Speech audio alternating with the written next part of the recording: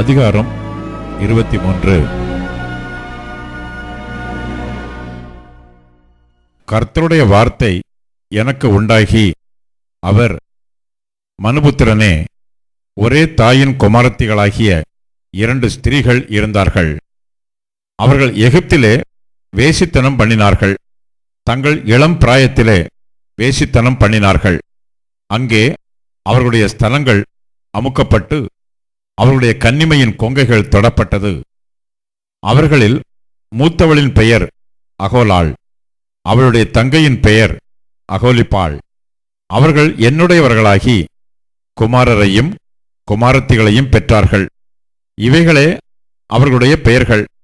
அகோலாள் என்பதற்கு சமாரியா என்றும் அகோலிபாள் என்பதற்கு எருசலேம் என்றும் பொருளாம். அகோலாள் என்னுடையவளாய் இருக்கும்போது சோரம் போனாள். நீலாம்பரம் தரித்த தலைவரும் அதிபதிகளும் சௌந்தரிய வாலிபரும் குதிரைகளின் மேல் ஏறுகிற வீரருமாயிருந்த சமீப தேசத்தாராகிய அசீரியர் என்கிற தன் சிநேகிதர் மேல் அவள் மோகித்து, அசீரியரின் புத்திரரில் சிரேஷ்டமான அனைவரோடும் தான் மோகித்த அனைவரோடும் தன் வேசித்தனங்களை நடப்பித்து அவர்களுடைய நரகலான சகல விக்கிரகங்களாலும் தீட்டுப்பட்டு போனாள். தான் எகிப்திலே பண்ணின வேசித்தனங்களை அவள் விடவில்லை. அவர்கள் அவளுடைய வாலிபத்திலே அவளோடே சயனித்து அவளுடைய கன்னிமையின் கொங்கைகளை தொட்டு அவளிடத்தில் தங்கள் வேசித்தனத்தை நடப்பித்தார்கள்.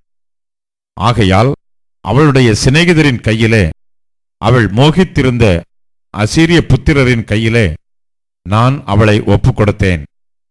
அவர்கள் அவளை நிர்வாணமாக்கினார்கள். அவளுடைய குமாரரையும் அவளுடைய குமாரத்திகளையும் சிறைப்பிடித்து அவளையோ பட்டயத்தினால் கொன்று போட்டார்கள். அப்படியே அவளிடத்தில் ஆக்கினைகள் செய்யப்பட்டபடியினால் ஸ்திரீகளுக்குள் அவகீர்த்தியுள்ளவளானாள். அவளுடைய தங்கையாகிய அகோலிபாள் இதைக் கண்டும் தன் மோக விகாரத்தில் அவளை பார்க்கிலும் கெட்டவளானாள். தன் சகோதரியின் வேசித்தனங்களிலும் தன் வேசித்தனங்கள் அதிகமாயிற்று. மகா அலங்கார உடுப்புள்ள தலைவரும் அதிபதிகளும் குதிரைகள் மேல் ஏறுகிற வீரரும் சௌந்தரியமுள்ள வாலிபருமான சமீப தேசத்தாராகிய அசீரிய புத்திரர் மேல் மோகங்கொண்டாள். அவளும் அசுத்தமானாள் என்றும் அவர்கள் இருவரும் ஒரே வழியில் போனார்கள் என்றும் கண்டேன். அவள் தன் வேசித்தனங்களில் அதிகரித்தாள். சுவரில் ஜாதுலிங்கத்தால் சித்திரம் தீர்ந்த கல்தேயரின் புருஷ சுரூபங்களை கண்டாள்.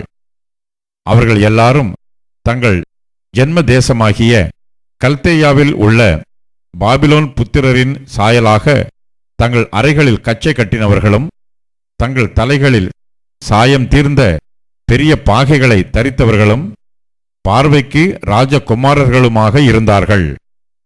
அவளுடைய கண்கள் அவர்களை பார்த்தவுடனே அவள் அவர்கள் மேல் மோகித்து கல்தேயாவுக்கு அவர்கள் அண்டையிலே ஸ்தானாபதிகளை அனுப்பினாள். அப்பொழுது பாபிலோன் புத்திரர் அவள் அண்டையிலே சிநேக சம்போகத்துக்கு வந்து தங்கள் வேசித்தனங்களால் அவளை தீட்டுப்படுத்தினார்கள். அவள் இவர்களால் தீட்டுப்பட்டு போன பின்பு அவள் மனது அவர்களை விட்டு பிரிந்தது. இவ்விதமாய் அவள் தன் வேசித்தனங்களை வெளிப்படுத்தி தன்னை நிர்வாணமாக்கின போது என் மனம் அவளுடைய சகோதரியை விட்டு பிரிந்தது போல அவளையும் விட்டு பிரிந்தது. அவள் எகிப்து தேசத்திலே வேசித்தனம் பண்ணின தன் வாலிபத்தின் நாட்களை நினைத்து தன் வேசித்தனங்களில் அதிகரித்து போனாள். கழுதை மாம்சமான மாம்சமும் குதிரை இந்திரியமான இந்திரியமும் உள்ள அவர்களுக்கு அவள் வைப்பாட்டியாயிருக்கும்படி அவர்கள் மேல் மோகித்தாள். எகிப்தியரால் உன் கன்னிமையின் ஸ்தனங்களாகிய கொங்கைகள் தொடப்பட்ட காலத்தில் நீ உன் இளம் பிராயத்தில் செய்த முறைகேடுகளை நினைத்து வருகிறாய். ஆகையால் அகோலிபாளே, கர்த்தராகிய ஆண்டவர் சொல்லுகிறது என்னவென்றால், இதோ உன் மனது விட்டு பிரிந்த உன் சிநேகிதரை நான் உனக்கு விரோதமாக எழுப்பி உனக்கு விரோதமாக அவர்களை சுற்றிலும் வரப்பண்ணுவேன். சௌந்தரியமுள்ள வாலிபரும் தலைவரும் அதிபதிகளும் குதிரைகள் மேல் ஏறுகிற வீரருமாகிய பேர் பெற்ற பிரபுக்களான பாபிலோன் புத்திரரையும் கல்தேயர் எல்லாரையும், பேகோடு, சோவா, கோவா என்கிற தேசங்களின் மனுஷரையும் அவர்களோட கூட அசீரிய புத்திரர் எல்லாரையும் வரப்பண்ணுவேன். அவர்கள் வண்டில்களோடும் ரதங்களோடும் யந்திரங்களோடும் ஜனக்கூட்டத்தோடும் கேடகங்களும் பரிசைகளும் தலைச்சீராக்களும் தரித்தவர்களாய் உனக்கு விரோதமாக வந்து உன்னை சுற்றிலும் பாளையம் இறங்குவார்கள். அவர்களுக்கு முன்னே நான் நியாயத்தை விளங்க பண்ணுவேன். அவர்கள் தங்கள் நியாயங்களின்படி உன்னை நியாயம் தீர்ப்பார்கள். உனக்கு விரோதமாக என் எரிச்சலை விளங்க பண்ணுவேன். அவர்கள் உன்னை உக்கிரமாய் நடப்பித்து உன் மூக்கையும் உன் காதுகளையும் அறுத்து போடுவார்கள். உன்னில் மீதியாய் இருப்பவர்கள் பட்டயத்தால் வெட்டுண்டு போவார்கள். அவர்கள் உன் குமாரரையும் உன் குமாரத்திகளையும் பிடித்துக் கொள்வார்கள். உன்னில் மீதியாய் இருப்பவர்கள் அக்கினிக்கு இரையாவார்கள். அவர்கள் உன் வஸ்திரங்களை உரிந்து உன் சிங்காரமான ஆபரணங்களை பறித்துக் கொள்ளுவார்கள். இவ்விதமாய் உன் முறைகேட்டையும் நீ எகிப்து தேசத்தில் துவக்கின உன் வேசித்தனத்தையும் ஒழிய பண்ணுவேன். நீ இனி அவர்களை நோக்க உன் கண்களை ஏறெடுக்காமலும் எகிப்துவை நினையாமலும் இருப்பாய். கர்த்தராகிய ஆண்டவர் சொல்லுகிறது என்னவென்றால், இதோ நீ பகைக்கிறவர்களின் கையிலும் உன் மனம் விட்டு பிரிந்தவர்களின் கையிலும் நான் உன்னை ஒப்புக் கொடுப்பேன். அவர்கள் உன்னை வெறுப்பாய் நடத்தி உன் பிரயாசத்தின் பலனையெல்லாம் எடுத்துக்கொண்டு உன்னை அம்மனமும் நிர்வாணமும் ஆக்கிவிடுவார்கள். அப்படியே உன் வெட்கக்கேடும் உன் முறைகேடுமான உன் வேசித்தனத்தின் நிர்வாணம் வெளிப்படுத்தப்படும். நீ புறஜாதிகளை பின்தொடர்ந்து அவர்களுடைய நரகலான விக்கிரகங்களால் உன்னை தீட்டுப்படுத்திக் கொண்ட உன் வேசித்தனத்தின் நிமித்தம் இவைகள் உனக்கு செய்யப்படும். உன் சகோதரியின் வழியிலே நீ நடந்தாய். ஆகையால் அவளுடைய பாத்திரத்தை உன் கையிலே கொடுப்பேன். கர்த்தராகிய ஆண்டவர் சொல்லுகிறது என்னவென்றால், நீ உன் சகோதரியினுடைய ஆழமும் அகலமுமானதும் நிறைய வார்க்கப்பட்டதுமான பாத்திரத்தை குடித்து நகைப்பும் பரியாசமுமாவாய்.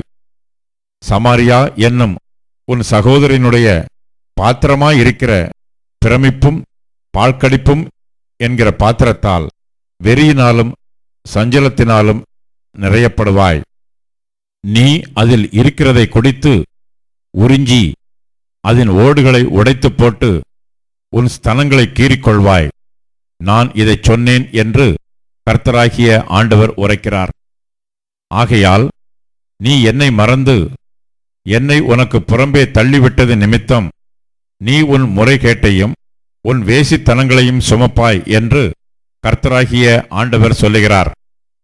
பின்னும் கர்த்தர் என்னை நோக்கி, மனுபுத்திரனே, நீ அகோலாளையும் அகோலிபாளையும் குறித்து வழக்காட மனதானால் அவர்களுடைய அருவருப்புகளை அவர்களுக்கு தெரிய காட்டு.